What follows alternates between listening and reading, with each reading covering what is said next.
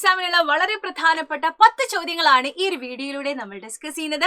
First question ആണ് energy, ഊർജത്തിന്റെ unit ആണ് ചോദിച്ചിരിക്കുന്നത്. അത് മാറിപ്പോവരുത്, അത് ജൂൾ ആണ് കേട്ടോ. പ്രവൃത്തി, വർക്കിന്റെ യൂണിറ്റും എന്താന്ന് ചോദിച്ചാൽ അത് ജൂള് തന്നെയാണ്, മാറിപ്പോവരുത്. അടുത്ത ചോദ്യമാണ് ശൂന്യതയിൽ അല്ലെങ്കിൽ വാക്വത്തിൽ സഞ്ചരിക്കാൻ പറ്റാത്തത് ഏത് ഊർജ രൂപത്തിനാണ് ചോദിക്കുമ്പോൾ നിങ്ങൾ എഴുതി കൊടുക്കണം.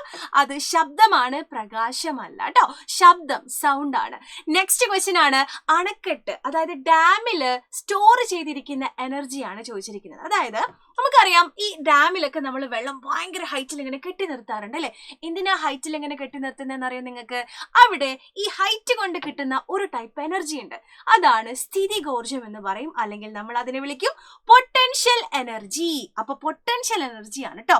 ഹൈറ്റിൽ നിൽക്കുന്ന ഏതൊരു വസ്തുവിനും ഉണ്ടാകുന്ന എനർജിയാണ് പൊട്ടൻഷ്യൽ എനർജി അല്ലെങ്കിൽ സ്ഥിതികോർജം. ഇനി വേറൊരു ടൈപ്പ് എനർജി കൂടിയുണ്ട്, കൈനറ്റിക് എനർജി എന്ന് പറയും. കൈനറ്റിക് എന്ന് പറഞ്ഞാൽ മോഷൻ. അപ്പൊ മോഷൻ കൊണ്ട് അല്ലെങ്കിൽ ചലനം കൊണ്ടുണ്ടാകുന്ന എനർജിയാണ് ഗതികോർജം അല്ലെങ്കിൽ കൈനറ്റിക് എനർജി.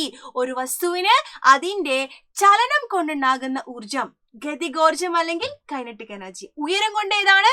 സ്ഥിതികോർജം അല്ലെങ്കിൽ പൊട്ടൻഷ്യൽ എനർജി. മാറിപ്പോവരുത്. അടുത്ത ചോദ്യമാണ് ഒരു സോളാർ സെല്ലിന്റെ പ്രധാന ഘടകം PN ജംഗ്ഷൻ ഡയോഡ് ആണ് കേട്ടോ, മാറിപ്പോകരുത്. നെക്സ്റ്റ് ഊർജ സംരക്ഷണ നിയമം, ലോ ഓഫ് കൺസർവേഷൻ ഓഫ് എനർജിയുടെ ഉപജ്ഞാതാവ് ആൽബർട്ട് ഐൻസ്റ്റീൻ ആണ്, മാറിപ്പോകരുത്. അടുത്ത ചോദ്യമാണ് ബഹിരാകാശ വാഹനങ്ങളുടെ പ്രധാന എനർജി സോഴ്സ് എന്ന് പറയുന്നത് അത് സോളാർ എനർജിയാണ്, സൗരോർജമാണ്.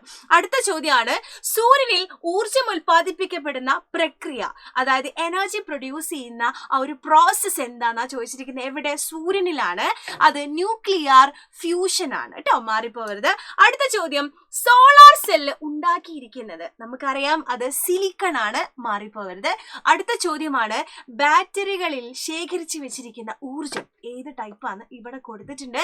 അതിന്റെ ആൻസർ നിങ്ങൾ കമന്റ് ചെയ്യുക. അപ്പൊ നാളത്തെ എക്സാം അടിപൊളിയായിട്ട് ഉഷാറായിട്ട് എഴുതി വരിക കേട്ടോ. All the best.